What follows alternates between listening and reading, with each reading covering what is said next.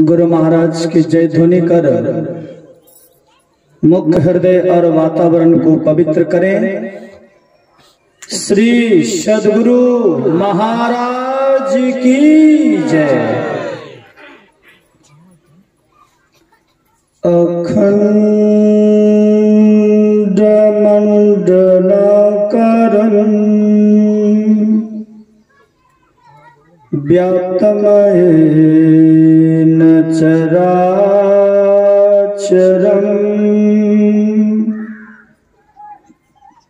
तत्पदं दर्शितं येन तस्मै श्री गुरवे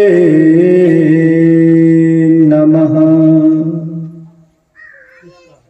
धन्य धन्य सतगुरु सुखद महिमा कहीं न जाय।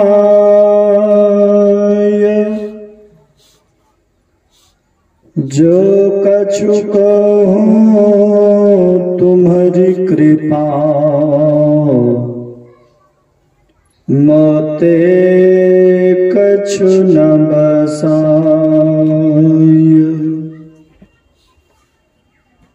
जो कुछ कहूँ तुम्हारी कृपा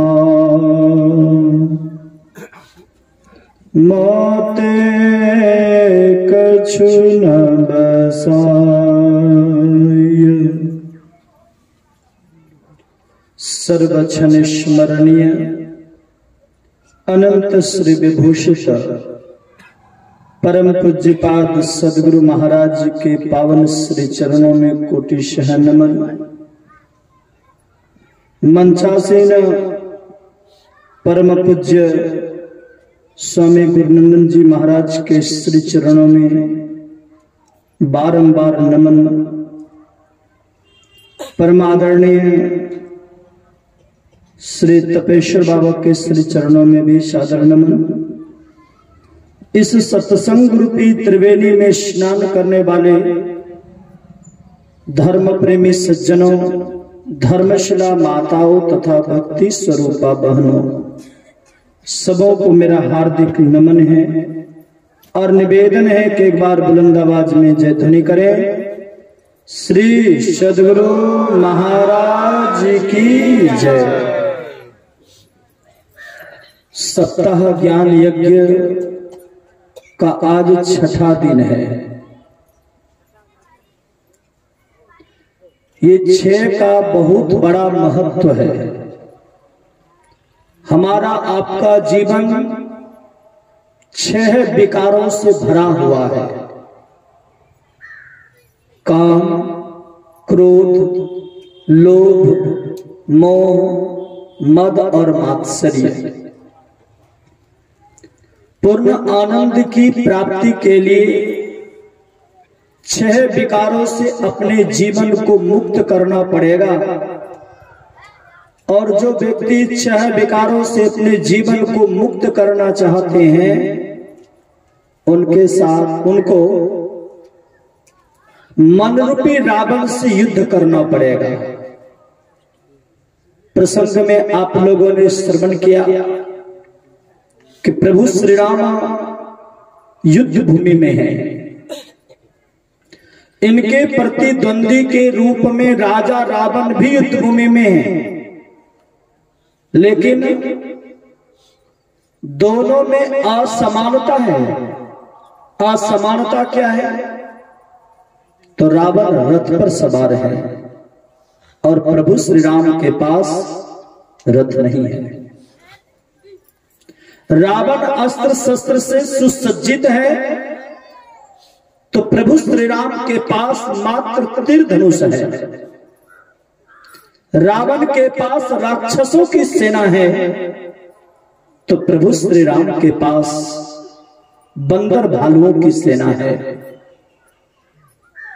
रावण छल प्रपंच के विद्या में प्रवीण है तो प्रभु श्री राम निष्कपट है। ये असमानता को देखकर यहां तक कि प्रभु के चरण में चरण पादुका तक भी नहीं है, जूते चप्पल तक भी नहीं है।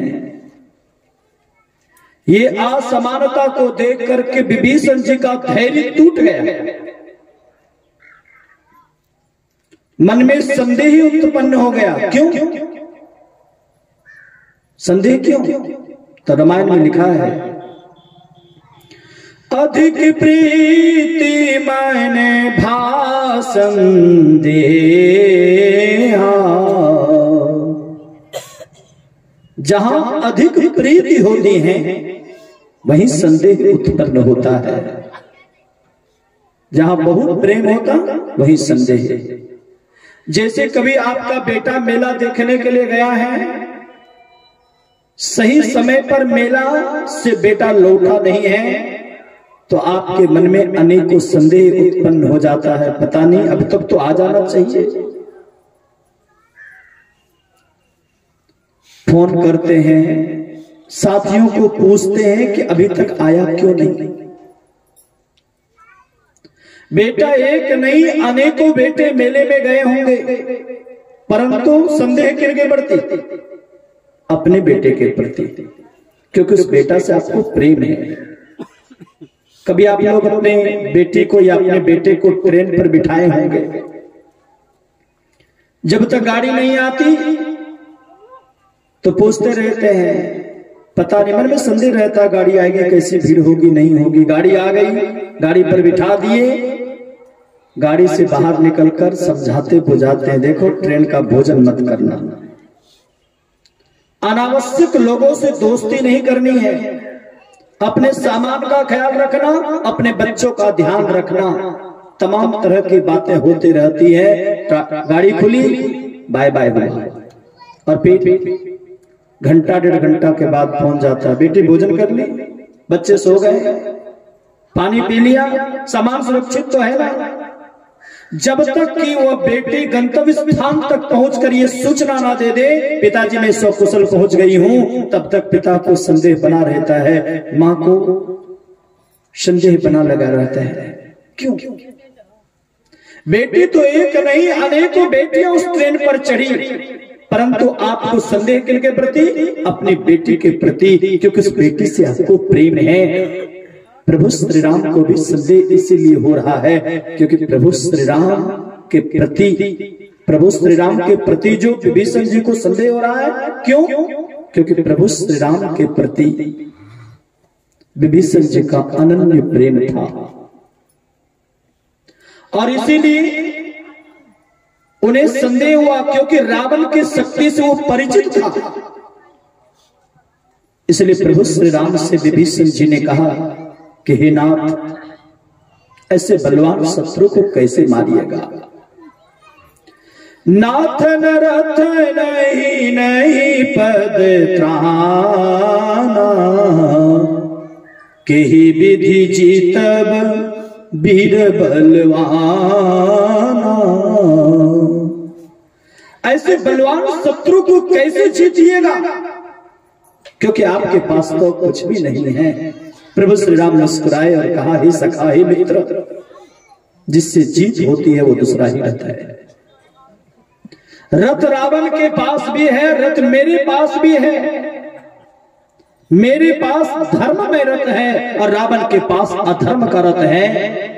धर्मवान व्यक्ति थोड़ी देर के लिए पराजय की ओर बढ़ता जरूर है, लेकिन उनकी जय निश्चित, उनकी विजय निश्चित होती है।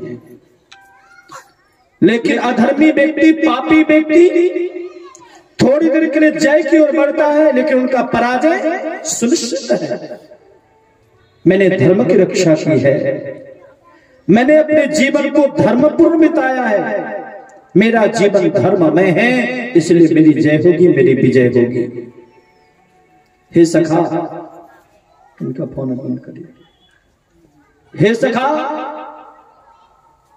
जिससे जीत होती है वो दूसरा ही रहता है, ये लकड़ी और लोहे का रथ नहीं है। इसका मतलब क्या है कि जो आमने सामने हम लोग जन साधारण लोग समझ रहे हैं जिस युद्ध को, वो युद्ध नहीं है, कोई और युद्ध है। वो कौन सा युद्ध है? उसके पात्र कौन कौन हैं, इसको स्पष्ट किए हैं एक संत हुए दरिया साहब बिहारी। उन्होंने कहा, काया गढ़ कनक मन रावणा मद है, कुमति कुंभकर्ण मदमस्त माता, मेघनाद गर्जी बातें करे, सुन बे मूड फिर होत बाता, भक्त विभीषणा भरम जाके नहीं, राम के काम में आप राता, कहे दरिया उन सर्वकुल नासिया, दया मंदोदरी कहत बाता। दरिया साहब ने कहा, काया गढ़ कनक मन रावणा मद है। काया गढ़, ये शरीर क्या है? गढ़ है, किला है। जहां राम रावण की लड़ाई हो रही थी वो भी एक किला था, वो लंका नगर था। लंका क्या चीज का बना हुआ? सोने का। श्री सदगुरु महाराज की सोने का बना हुआ। दरिया साहब ने कहा, यह शरीर सोने का किला है। ये विश्वास होगा कभी? सब लोग जानते हैं, क्षितिजल पावक गगन समीरा, मिट्टी जल अग्नि आकाश वायु, ये 5 तत्वों से बना हुआ शरीर और संसार है। फिर ये शरीर सोने का किला कैसे हो सकता है? दरिया साहब ने इसीलिए शरीर को सोने का किला कहा, क्योंकि सोना बहुत कीमती होती है, बहुत सोना बहुत कीमती होता है। विचार करिए, सोना को वही व्यक्ति खरीद सकता है जिनके पास की पूंजी है। उसी तरह ये मानव शरीर क्या है? अनमोल तन है। किसी ने कहा ना, ये मानव तन अनमोल रे। अनमोल मतलब जिसका मूल्य आंका नहीं जा सकता। किसी ने कहा यह मानव तन हीरा, किसी ने कहा यह मानव तन दुर्लभ है। दुर्लभ कहा तो दुर्लभ कहिए, सोना कह दीजिए, हीरा कह दीजिए, बेशकीमती कह दीजिए या अनमोल कह दीजिए, सभी शब्दों का आशय यही है कि बहुत ही अनमोल है ये शरीर, बहुत कीमती शरीर है। और बहुत कीमती होने के कारण दरिया साहब ने शरीर को सोने का किला कहा। जैसे सोना को खरीदने के लिए हमारे आपके पास पूंजी होनी चाहिए, उसी तरह ये सुंदर मानव जीवन को प्राप्त करने के लिए ईश्वर की कृपा रूपी पूंजी होनी चाहिए। जिस जीवों के ऊपर ईश्वर की कृपा रूपी पूंजी नहीं है, उनको मानव का जीवन कभी नहीं मिल सकता। इसलिए यहाँ पर दरिया साहब ने कहा, शरीर सोने का किला है और शरीर के अंदर अहंकारी मन रावण है। रावण कहीं और नहीं, अहंकारी मन रावण है। हर एक व्यक्ति के जीवन में रावण हो सकता है, जिनका मन अहंकार से ओतप्रोत है। किन चीजों का अहंकार? तन का अहंकार, मन का अहंकार, धन का अहंकार, जाति का अहंकार, सुंदरता का अहंकार, विद्वता का अहंकार, तमाम तरह का अहंकार। यदि किसी भी तरह का अहंकार आपके जीवन में पल रहा है तो समझ लीजिए कि रावण की जो प्रवृत्ति है वो आपके जीवन में फलित हो रही है। इसलिए हम आपको अहंकार से दूर रहना पड़ेगा। अहंकारी मन रावण है, खराब बुद्धि कुंभकर्ण है, बिना विचारे गरज करके बोलने वाला मेघनाद है। जिनका मन प्रभु चरणों का दास है, जिन्होंने अपने जीवन का बागडोर संतों के माध्यम से ईश्वर में समर्पित कर दिया है, जिनके अंदर कोई संदेह नहीं, भ्रम नहीं, वो विभीषण है। और जिनके अंदर दया है वो मंदोदरी है। मारना किनको है? रावण को मारना है। तो प्रभु श्री राम ने कहा, मनरूपी रावण को मारने के लिए धर्म में रथ की जरूरत है। रथ तो आप लोग देख रहे हैं, रथ तो एक विवाह भी रथ होता है, विवाह में भी एक रथ होता है ना। लेकिन यहां किस रथ की चर्चा है? धर्ममय रथ। और धर्ममय रथ में प्रभु श्री राम 2 चक्के बतलाए हैं। आप लोग रथ देखे होंगे, चक्के, घोड़े, सारथी, लगाम, ये ना होता है, ध्वजा, पताका। तो प्रभु श्री राम ने धर्ममय रथ में 2 चक्का बतलाए हैं। पहला चक्का है सौरज धीरज तेहि रथ चाका, सत्यशील दृढ़ ध्वजा पताका। उस धर्म मैरथ में दो चक्का है। पहला चक्का है सौरज। सौरज का अर्थ होता है शौर्यवान होना, आत्मशक्ति वाला होना, आत्म बलवान। शौर्य का अर्थ सूरवीर होना। सबसे पहली बात, जो साधक अपने मन में ये 6 तरह के विकार, जो मैंने शुरू में कहा, इन 6 तरह के विकारों से अपने जीवन को मुक्त करना चाहता है, तो विकारों का जो राजा है वो मन है।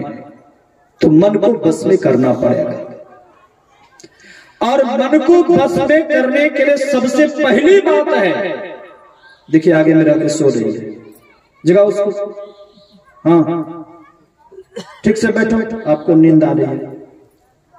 श्री सद्गुरु महाराज की जय। पहला है कि सबसे पहले आत्म साहस रखना पड़ेगा। सूरवीर कौन कहलाता है? कायर लोग सूरवीर कहलाता है। जिनके अंदर आत्मबल है वही सूरवीर कहलाता है। तो सूरवीर यदि बनना चाहते हैं तो सबसे पहले प्रभु श्री राम ने कहा कि आपके अंदर आत्मबल होना चाहिए। कहेंगे सूरवीर बनने की आवश्यकता क्या है? अभी आप लोग बैठे होंगे तो मन उतना नहीं भागता होगा। जब ध्यान करने के लिए बैठ जाइए, सिर्फ आंख बंद करने के लिए आंख बंद करके बैठिए। जिन बातों का चिंतन आपने कभी नहीं किया वो बात भी सामने आने लग जाती है। हम साधक साधिकाएं घबरा कर कहते ये काम हमसे नहीं होगा, यही कायरता हो जाती है। जब ध्यान करने के लिए बैठते हैं तब ये मन में अनेकों तरह का विकार आता, अनेकों तरह की बातें आती है। संत महापुरुष लोग कहते हैं अनेकों तरह की जो बातें हमारे जीवन में आ रही है, उन बातों को अपने मन से हटाना है और अपने मन को लक्ष्य में केंद्रित करना है। गुरुदेव ने कहा जहां जहां मन भगी जाए ताही से तत्क्षण फिर ध्येय में लगाइए अपन। जैसे मन भागे, मन में कोई और विचार आने लग जाए तो आए हुए विचारों को मन से हटा करके अपने लक्ष्य में अपने मन को केंद्रित करना चाहिए। लेकिन ऐसा हो नहीं पाता। कुछ अच्छी अच्छी बातें आ जाए, कुछ नोट की बातें आ जाए, कुछ रिश्तेदारी की बातें आ जाए, कभी जमीन जायदाद की बातें आ जाए, थोड़ी चीजों में हमारा मन विचलन करने लग जाता है।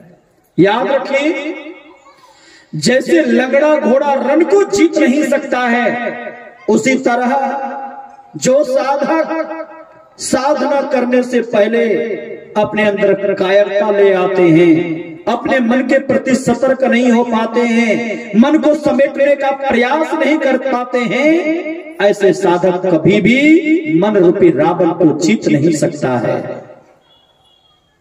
मन के साथ लड़ाई करनी पड़ेगी। मन के साथ लड़ाई करना क्या है? मन का काम भागना है। आपका काम भागे हुए मन को बार-बार पकड़ करके अपने लक्ष्य में केंद्रित करना है, अपने मन में लक्ष्य में लगाना है, अपने लक्ष्य में लगाना है। और इसी का नाम है युद्ध। मन का काम भागना, आपका काम पकड़ना। इसी नोक झोंक का नाम महापुरुषों ने युद्ध दिया। और इस युद्ध को जीतने के लिए क्या चाहिए? सबसे पहली बात आत्मबल चाहिए। और आत्मबल होगा कैसे? दिन रात पाप कर्मों में लगे रहेंगे तो आत्मबल बढ़ेगा ना, आत्मशक्ति बढ़ेगी ना? कभी भी नहीं। पापी व्यक्ति दुनिया से डरे ना डरे, लेकिन अपने कर्मों से जरूर डरता है। दुनिया से ना डरे, दूसरे दुनिया के सामने में बड़े हिम्मत दिखा दे, लेकिन पापी व्यक्ति अपने आप से भयभीत होता है। जो पाप करता है ना, उसका दिल धड़कता है, पता नहीं क्या होगा नहीं होगा। लेकिन जो अच्छा काम करते हैं, जो सदैव शुभ कर्म करते हैं, उनके मन में होता दुनिया क्या सोचती है उससे कोई मतलब नहीं, मैंने तो अच्छा काम किया है। अर्थात शुभ कर्मी व्यक्ति का आत्मबल मजबूत होता है और पापी व्यक्ति का आत्मबल कमजोर होता है। बहुतों बार सुने होंगे कि एक बार महात्मा गांधी जी ट्रेन में यात्रा कर रहे थे। अंग्रेजों का जमाना था, अंग्रेज लोग ही प्राय बैठे थे। जिस बोगी में महात्मा गांधी जी बैठे थे उस बोगी में भारतीय लोग बहुत कम थे, ज्यादातर अंग्रेज ही था। और भारतीय लोगों को अंग्रेज लोग कुत्ता बिल्ली की तरह समझते थे, यानी कोई सम्मान नहीं था।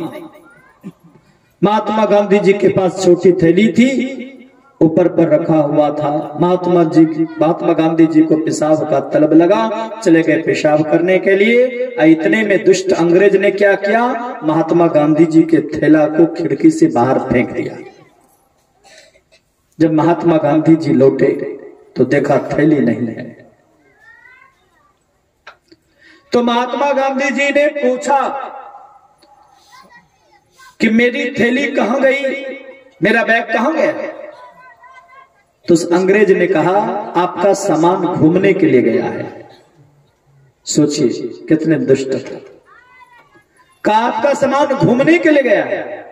एक भारतीय लोग सामने में बैठे थे, उन्होंने इशारा किया कि उन्होंने सामान फेंक दिया। समझने में देर नहीं लगी, आराम से बैठे रह गए। ट्रेन चल रही थी, घंटा 1.5 घंटा बीता होगा। उस अंग्रेज को भी पेशाब पैखाना का तलब लगा, चले गए पेशाब पैखाना करने के लिए। और इसी बीच में मौका मिल गया किनको, महात्मा गांधी जी को। तो जो छोटा छोटा लेगेज था वो खिड़की से बाहर फेंक दिया, और जो बड़ा लेगेज था ना वो गेट पर ले जा करके नीचे गिरा दिया और आराम से अपने जगह पर आकर के बैठ गए। जब अंग्रेज आया तो देखा एक भी सामान नहीं है। तो अंग्रेज ने घबरा करके पूछा मेरा सामान क्या हुआ? तो महात्मा गांधी जी ने कहा आपका सामान मेरे सामान को खोजने के लिए गया है। सोचिए इतना आत्मबल आया कैसे, पाप कर्म करके। समझ में बातें आई होगी। जो साधक अपने मन को निग्रह करना चाहते हैं उनको अपने जीवन को पाप कर्मों से बचाना होगा। पाप कर्म से बचाएंगे तो आपके अंदर आत्मबल आएगा, शूरता आएगी, आपके अंदर शौर्य का गुण आएगा। शौर्य ये पहला चक्का है। शौर्य का मतलब जब साधना करने के लिए बैठते मन भाग जाए तो उससे उबना नहीं है, उकताना नहीं है, अपने अंदर नकारात्मक ऊर्जा को नहीं लाना है। ये काम हमसे नहीं होगा। जो साधक लोग कहते हैं ना बाबा हमसे ये ध्यान नहीं होगा, ये तो बाबा जी लोगों का काम है, हम लोग तो घर गृहस्थी वाले हैं, वो समझ लीजिए कायर है। हमारे गुरुदेव ने क्या कहा, आओ बीरो मर्द बनो, अब जेद तुम्हें तजना होगा, मन निग्रह के समर क्षेत्र में सम्मुख तुम डटना होगा। मन का काम भागना है, मन के साथ आपको डटना पड़ेगा, मन के साथ युद्ध करना पड़ेगा, मन को अपने नियंत्रण में लाना पड़ेगा, और तभी तुम क्या कहलाओगे, मर्द, साहसी बनोगे। आओ बीरो मर्द बनो, मर्द बनो। और मर्द बनने का तात्पर्य मर्द कौन, जो अपने मन को निग्रह करता है। माताएं तो सोचते होंगे कि हम लोग तो मर्द नहीं हैं, फिर मन को कैसे निग्रह करेंगे, है ना, हम लोग कैसे मर्द बनेंगे। तो सुना होगा आप लोगों ने, खूब लड़ी मर्दानी वो तो झांसी वाली रानी है। झांसी शब्द का प्रयोग, झांसी वाली रानी, मर्दानी शब्द का प्रयोग क्यों किया, क्योंकि उनके अंदर आत्मबल था, आत्मशक्ति थी। उसी तरह साधकों को भी चाहिए कि अपने अंदर आत्मबल को पैदा करें, और इसके लिए साधकों को संकल्पवान बनना पड़ेगा। ये नहीं कि 2-4-5 मिनट बैठ गए, पैर हाथ में दर्द होने लगा, ये काम हमसे नहीं होगा, ये बाबा जी से काम होगा। तो समझ लीजिए ऐसा सोचने वाले लोग कायर हैं। ऐसे लोग कभी भी मन को जीत नहीं सकेंगे। बल्कि आपको ये संकल्प लेना पड़ेगा कि मैं जिस लक्ष्य की ओर बढ़ रहा हूं, मुझे मनोनिग्रह करना है। अनेकों कठिनाइयों के बावजूद भी मन के साथ लड़ाई करके मन को अपने अंदर करना है, मन के ऊपर विजय की पताका फहराना है। आप लोग कभी सुने होंगे, पहाड़ से निकली हुई नदियां रास्ते में किसी से पूछती नहीं कि समुद्र कितनी दूर है। उसी तरह जो साधक अपने मन को निग्रह करना चाहते हैं, उसे अपने नकारात्मक ऊर्जा से ऊपर उठना पड़ेगा और अपने अंदर सकारात्मक ऊर्जा पैदा करने की आवश्यकता है। और सकारात्मक ऊर्जा आपको संत महापुरुषों की संगति से प्राप्त होगा। संतों के संगति में बैठकर जब उनके विचारों को सुनेंगे तो आपके अंदर कुछ करने की लालसा जागृत होगी। इसलिए प्रभु श्री राम ने कहा कि धर्म अमृत का पहला चक्का है शौर्य, अर्थात आत्म साहस बना करके रखना है, और दूसरा चक्का है धैर्य। एक चक्का पर कभी गाड़ी चल सकती है? बिल्कुल भी नहीं। कम से कम कितने चक्के चाहिए? 2। जो साधक अपने मन को निग्रह करना चाहते हैं तो सबसे पहला आत्मबल और दूसरा धैर्य। पहला शौर्य तो दूसरा धैर्य, ये दोनों चीजों की आवश्यकता है। साधकों को साधना करने के लिए सबसे पहली बात है आत्मबल, संकल्प की शक्ति। लोग यही समझते हैं कि बिना कठिनाई सहे सब कुछ मिल जाए। हंसी हंसी कंत ना पाया, जिन पाया तिन रोए, हंसी खेले पीब मिले तो कौन दुहागिन हो। दिन दिन भर मेहनत करते काम करते हैं तो 2-4-500 की मजदूरी मिलती है। 2-4 दिनों तक आप प्रसन्न रह सकते हैं, 2-4 दिनों तक के लिए भोजन मिल सकता है, 2-4 दिनों का सुख मिल सकता है। क्या इस साधना के माध्यम से 2-4 दिन का सुख चाहिए? 2-4 साल का सुख चाहिए? 4 साल वाले सुख वाले लोग हाथ उठाइए, देखना चाहता हूं जिनको सिर्फ 4 साल का सुख चाहिए। 4 साल नहीं, 40 साल वाला हाथ उठाइए, ये भी नहीं। 100 साल, एक जीवन। आगे के जीवन किनको किनको दुख चाहिए? इस जीवन में सिर्फ सुख चाहिए और आगे के जीवन में दुख हो जाए, ऐसी कोई लालसा रखते हैं? कोई भी नहीं। यानी जन्म जन्मांतर का सुख चाहते हैं तो संतों ने कहा इसके लिए आपको धैर्य रखने की आवश्यकता है। उबने से काम नहीं चलेगा। परम पूज्य महर्षि शाही स्वामी जी महाराज ने कहा उबिए नहीं। किसी सुभाषितकार ने कहा जो उबेंगे सो डूबेंगे, जो उबेंगे नहीं सोई उबरेंगे, जो उब जाएंगे उगता जाएंगे। ऐसे व्यक्ति साधना कभी नहीं कर सकते हैं। इसलिए आत्मबल उसी के पास हो सकता है जिनके पास धैर्य है, और जिनके पास धैर्य है उन्हीं के पास आत्मबल, और जिनके पास आत्मबल है उसी के पास धैर्य है।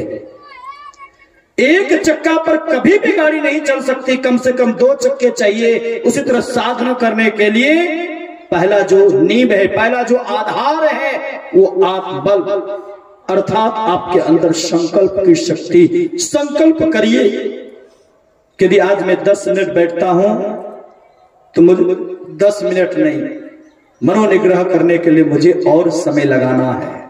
ये प्रयास करिए। ये नहीं कि पत्नी को भोजन परोसने के लिए दे दीजिए, अरे सुनती हो भोजन परोसो, मैं अभी भजन करके आ रहा हूं। ऐसा भजन से काम नहीं चलेगा। या भजन क्या होगा? भोजन पर ही ध्यान होगा। होगा कि नहीं होगा? पता नहीं पत्नी भोजन परस दी होगी, ठंडा नहीं हो जाए।